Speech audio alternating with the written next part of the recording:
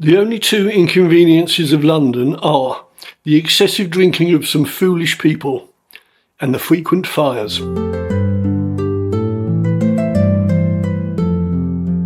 Welcome, and thank you for joining me, Terence, here at Medieval Chronicles in London. Today we're going to have a reading from William Fitz-Stephen's Description of the City of London, as translated from the Latin in 1772 by Samuel Pegge the Elder, the original text being from about 1180.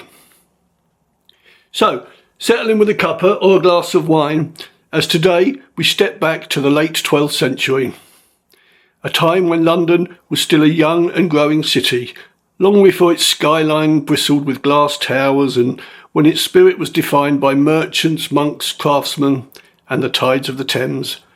Fitz-Stephen, the author whose words we'll soon hear, was a man with a keen eye and a love for this city. He lived during the reign of Henry II, serving as a clerk to Thomas Becket, and wrote this account sometime around the year 1173. His description survives as part of a larger work, a biography of Becket. But what makes this section remarkable is its sheer delight in the life and energy of London itself. It's one of the earliest surviving portraits of the city, painted not in oil or stone, but in words.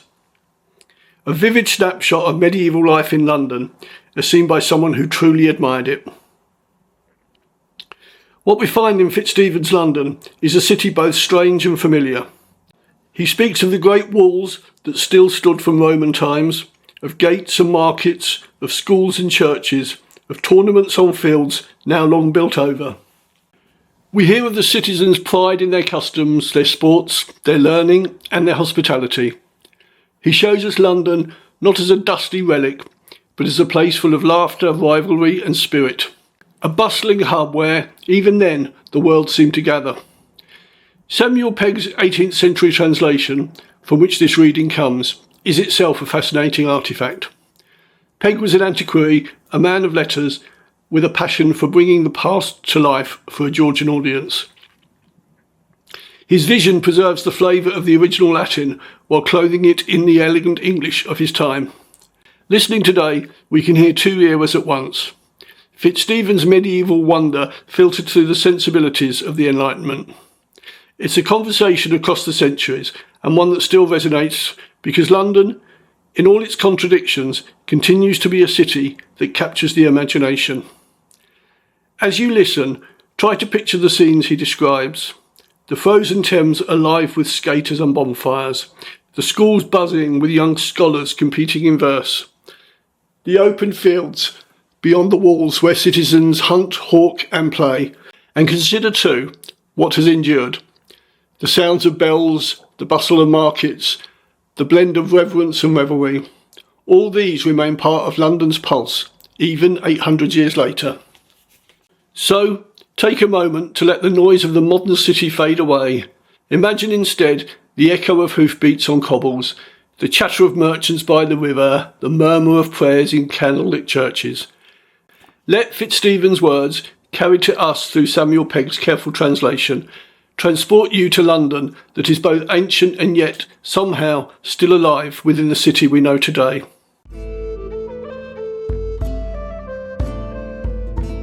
Fitz-Stephen's description of the City of London, newly translated from the Latin, 1772, by Samuel Pegge the Elder. A description of the most noble city of London.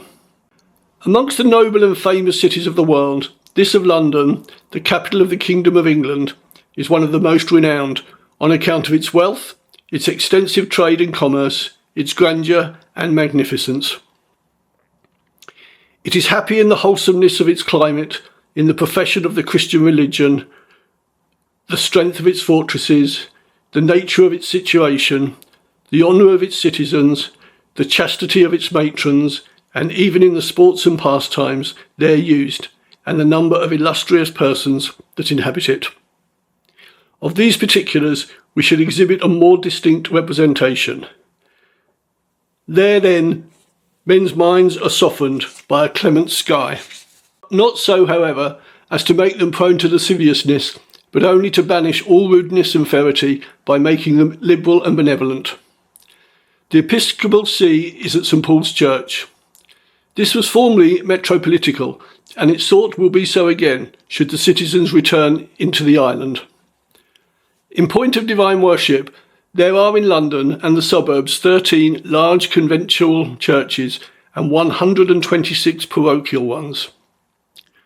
On the east stands the Palatine Tower, a fortress both large and strong, the walls and body of which are erected upon deep foundations, and built within a cement tempered with the blood of beasts. On the west are 2 castles well fortified, and the city wall is both high and thick, with 7 double gates, and many towers or turrets on the north side thereof, placed at proper distances. London once had its walls and towers in like manner on the south, but that vast river, the Thames, which abounds with fish, enjoys the benefit of tides, and washes the city on this side, hath in a long tract of time totally subverted and carried away the walls in this part. On the west again, and on the bank of the river, the royal palace exalts its head and stretches wide an incomparable structure, furnished with bastions and breastwork, at the distance of 2 miles from the city, but united to it, as it were, by a populous suburb. Adjoining to the buildings all round lie the gardens of those citizens who dwell in the suburbs, which are well furnished with trees, are spacious and beautiful. On the north side are cornfields, pastures, and delightful meadows, intermixed with pleasant streams, on which stands many a mill, whose clack is so grateful to the ear. Beyond them, an immense forest extends itself, beautified with woods and groves, and full of the lairs and coverts of beasts and game, stags, bucks, boars, and wild bulls. The fields above mentioned are by no means hungry gravel or barren sands, but may vie with the fertile plains of Asia, as capable of producing the most luxuriant crops and filling the barns of the hinds and farmers with Sarah's golden sheaf. Round the city again, and towards the north, arise certain excellent springs at a small distance, whose waters are sweet, salubrious, clear, and whose runnels murmur o'er the shining stones. Amongst these, Holywell, Clerkenwell, and St Clement's Well may be esteemed the principal, as being much the best frequented, both by scholars from the schools and the youth of the city, when in a summer's evening they are disposed to take an airing. This city, on the whole, is doubtless most charming, at least when it has the happiness of being well governed. In respect of the inhabitants, the city may be proud of its inmates, who are well furnished with arms and are numerous. In the time of the late war, when King Stephen directed a muster, it turned out of effective men no less than 20,000 horse, properly accoutred, and 60,000 foot. The citizens of London, everywhere and throughout the whole kingdom, are esteemed the politest of all others, in their manners, their dress, and the elegance and splendour of their tables.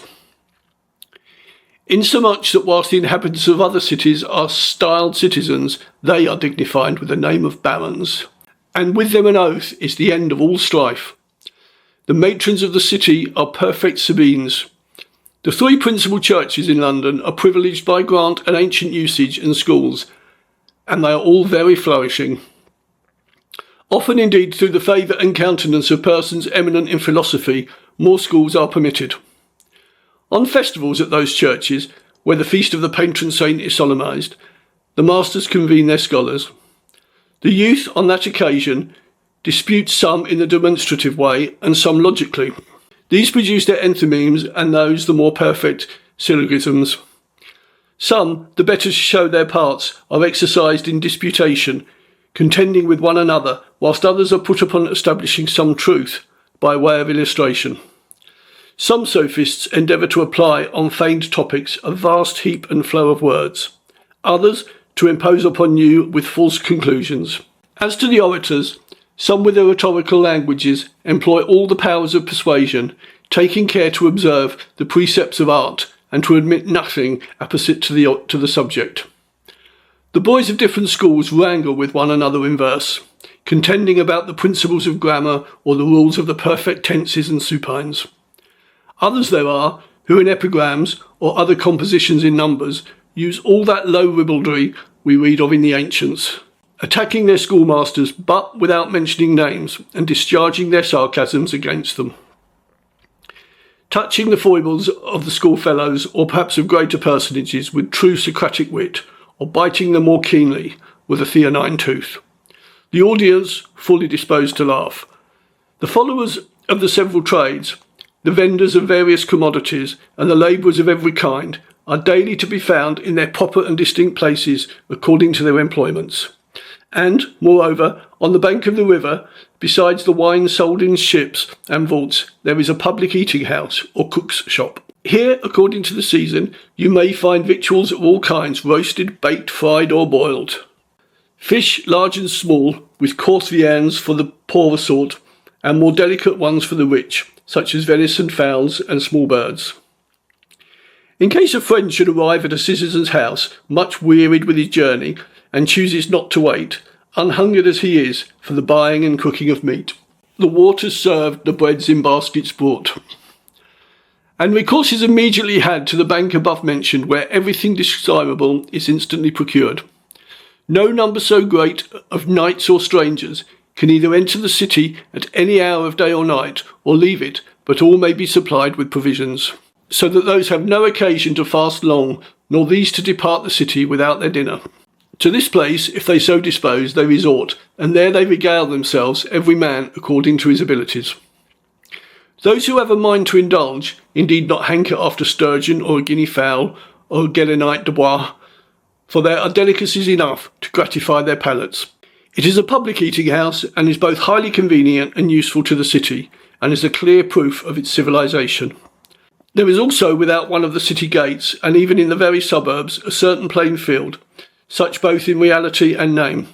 Here, every Friday, unless it should happen to be one of the more solemn festivals, there is a celebrated rendezvous of fine horses brought hither to be sold.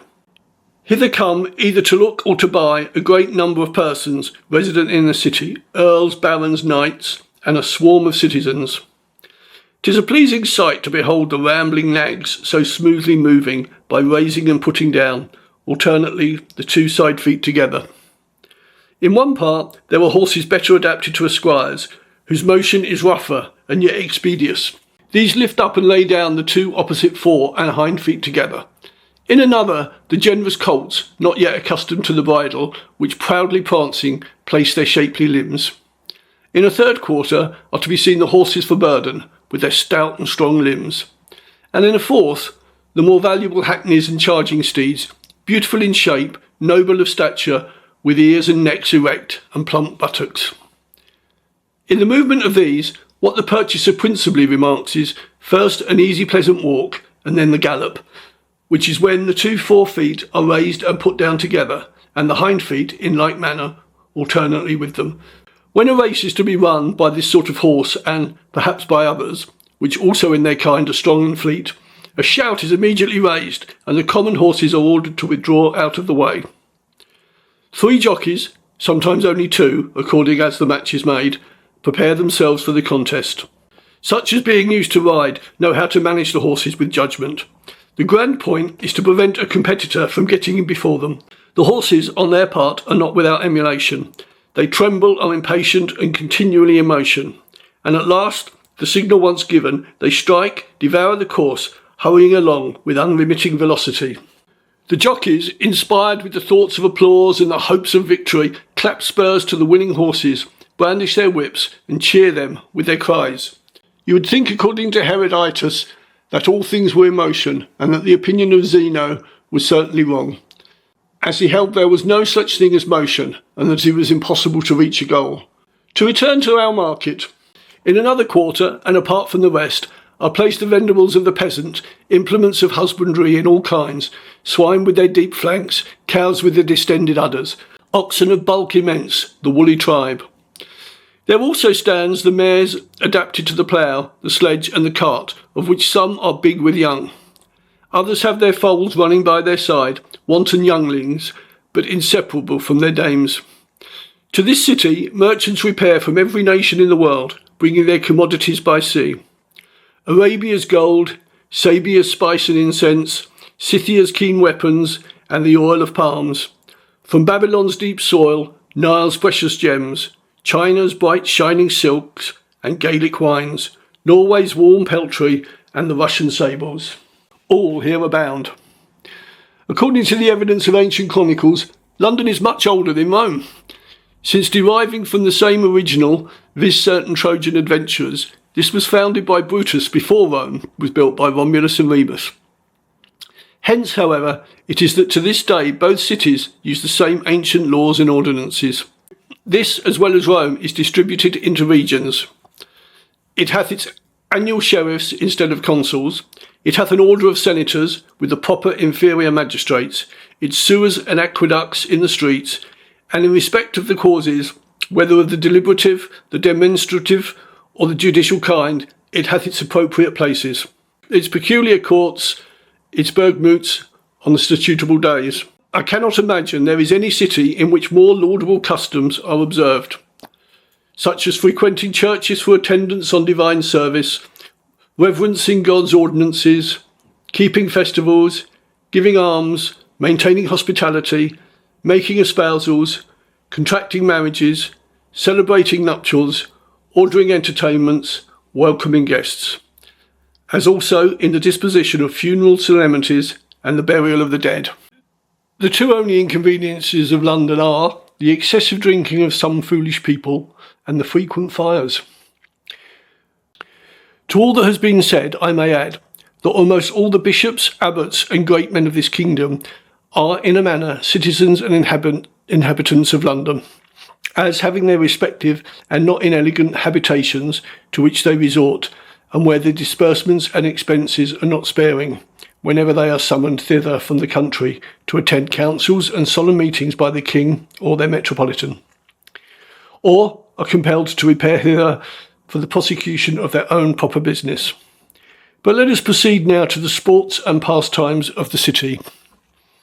Since it is not sufficient that a place be commodious and serious, but it must also be pleasing and agreeable. Hence, even in the seals of the Roman pontiffs, as low as the times of the last Pope Leo, on one side of the seal the effigies of Peter the Fisher was engraved, with a key placed above him and held out to him, as it were, from the clouds by the hand of God, and round him this verse: "Those left the ship for me received the key." On the other side, the city was represented with the legend, Golden Rome. And so it was said, as a compliment of Augustus Caesar and the city of Rome: "All night it rains, with morn return the shoes. Caesar with Jove an equal empire owes." London, in lieu of the ancient shoes of the theatre and the entertainments of the scene, has exhibitions of a more devout kind, either representations of those miracles which were wrought by holy confessors, or those passions and sufferings in which the martyrs so signally displayed their fortitude. Besides, that we may begin with the pastimes of the boys, as we have all been boys. Annually on the day, which is called Shrove Tuesday, the boys of the respective schools bring to their masters each one his fighting cock, and they are indulged all the morning with seeing their cocks fight in the schoolroom. After dinner, all the youth of the city go into the field of the suburbs and address themselves to the famous game of football. The scholars of each school have their particular ball, and the particular trades have most of them theirs. The elders of the city, the fathers of the parties, and the rich and wealthy come to the field on horseback, in order to behold the exercises of the youth, and in appearance are themselves as youthful as the youngest, their natural heat seeming to be revived at the sight of so much agility, and in a participation of the diversions of their festive sons.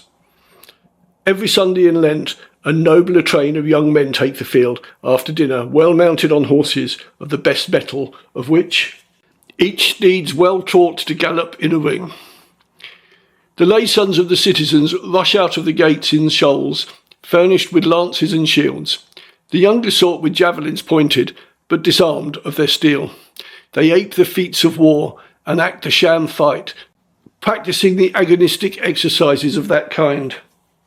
If the king happens to be near the city, many courtiers honour him with their presence, together with the juvenile part of the households of the bishops, earls and barons, such as are not yet dignified with the honour of knighthood and are desirous of trying their skill. The hope of victory excites their emulation. The chargers neigh and champ the bit. At length, when the course begins and the youthful combatants are divided into classes or parties, one body retreats and another pursues without being able to come up with them, whilst in another quarter the pursuers overtake the foe, unhorse them, and pass them many in length. At Easter, the diversion is prosecuted on the water. A target is strongly fastened to a trunk or mast fixed in the middle of the river, and a youngster standing upright in the stern of a boat, made to move as fast as the oars and current can carry it, is to strike the target with his lance. And if in hitting it he breaks his lance and keeps his place in the boat, he gains his point and triumphs. But if it happens the lance is not shivered by the force of the blow, he is of course tumbled into the water, and away goes his vessel without him. However, a couple of boats full of young men are placed, one on each side of the target, so as to be ready to take up the unsuccessful adventurer the moment he emerges from the stream and comes fairly to the surface. The bridge and the balconies on the banks are filled with spectators whose business it is to laugh. On holidays, in summer, the pastime of the youth is to exercise themselves in archery, in running, leaping, wrestling, casting of stones, and flinging to certain distances, and lastly with bucklers. The maidens, as soon as the moon rises, dance to the guitar, and with their nimble movements shake the ground. In the winter holidays, the youth are entertained in a morning with bears fighting to the last gasp, as likewise with hogs full tusked, intended to be converted into bacon. Or game bulls and bears of a large bulk are baited with dogs.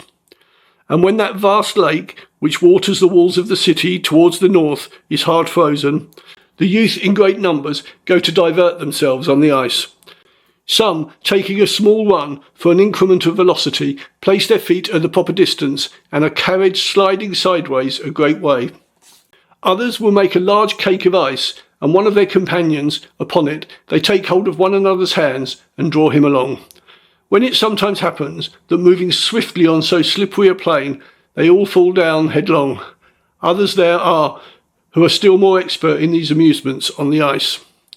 They place certain bones, the leg bones of some animal, under the soles of their feet by tying them round their ankles, and then, taking a pole shod with iron into their hands, they push themselves forward by striking it against the ice, and are carried along with a velocity equal to the flight of a bird or a bolt discharged from a crossbow.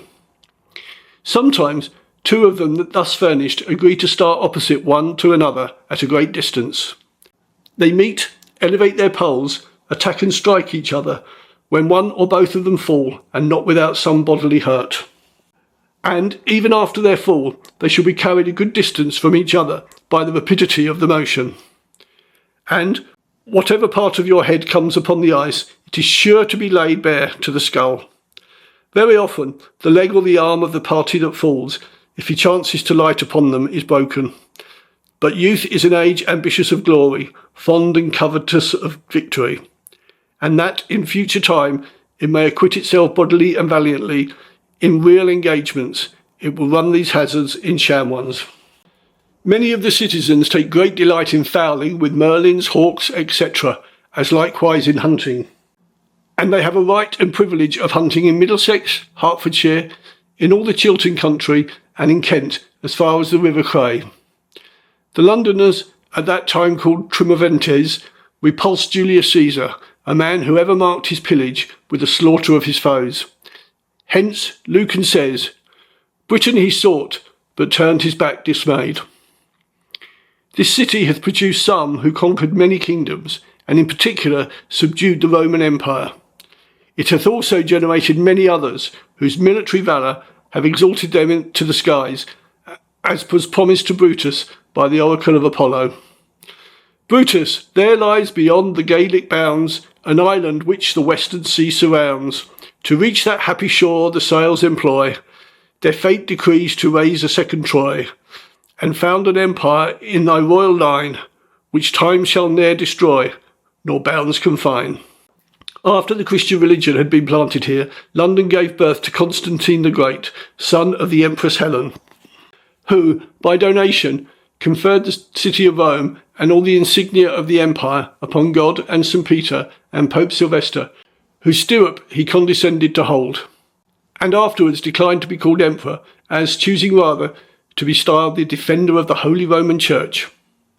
And lest the peace and tranquillity of our Lord the Pope should be molested by his presence and by secular tumults and disorders consequent thereupon, he was pleased to leave the city after he had invested his holiness with it, and to found the city of Constantine for himself. London also, in more modern times, hath been the cradle of some illustrious and great princes. The Empress Matilda, King Henry III, and the blessed Archbishop Thomas, the glorious martyr of Christ, than whom the place ne'er bore a soul more candid nor a fairer friend, to every person of worth throughout the whole Roman world, the blessed Thomas, etc. And so ends Fitz-Stephen's description of the city of London, a voice from nearly 9 centuries ago speaking of a place that was already old in his time and yet forever young in spirit. Listening to him, it's impossible not to feel a sense of continuity, the sense that London, for all its changes, remains much the same in essence. Its energy, its contradictions, its boundless variety, these things are timeless. Fitz-Stephen's London was a city of churches and scholars, of feasts and festivals, of trade and talk. It was a city defined not only by its buildings and walls, but by its people, their skill, their pride, their love of both work and play. And if we look closely, we can still see traces of that same character in London today. The river still moves through its heart, the bells still mark its hours, the hum of life, that same blend of commerce, culture and chaos, still fills its streets. Samuel Pegge's 18th century translation adds another layer to the story. By reviving Fitz-Stephen's account for his own readers in 1772, Pegge reminded the Londoners of his time that their city's greatness was not new, but ancient. He wrote during the Enlightenment, when curiosity about the past was flourishing, and when people were beginning to see history not as a list of kings and battles, but as a living memory of ordinary life.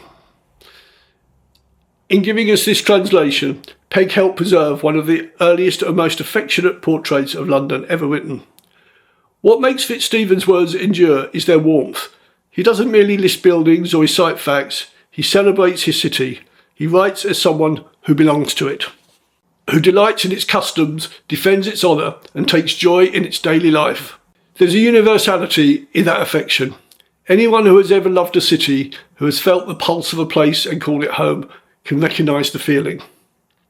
As we leave his London behind, we might reflect on how the city he knew was expanded and transformed beyond imagining, yet still beats with the same restless heart. From wooden bridges to stone, from horse to train to electric light, the story continues, and Fitz-Stephen's voice remains an early, precious note in that long, unbroken song. Thank you for listening. If you enjoyed this glimpse into London's distant past, consider exploring more of the chronicles and translations that bring history's voices to life.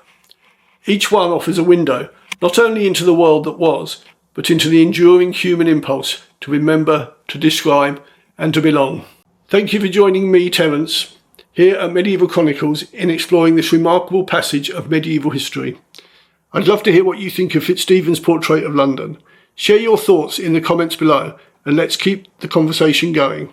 Until next time, may your cup be full and your curiosity keener, as we here at Medieval Chronicles continue uncovering the voices of the past through the pages of medieval documents. Thank you from Terence here at Medieval Chronicles here in London, and goodbye. Thank you.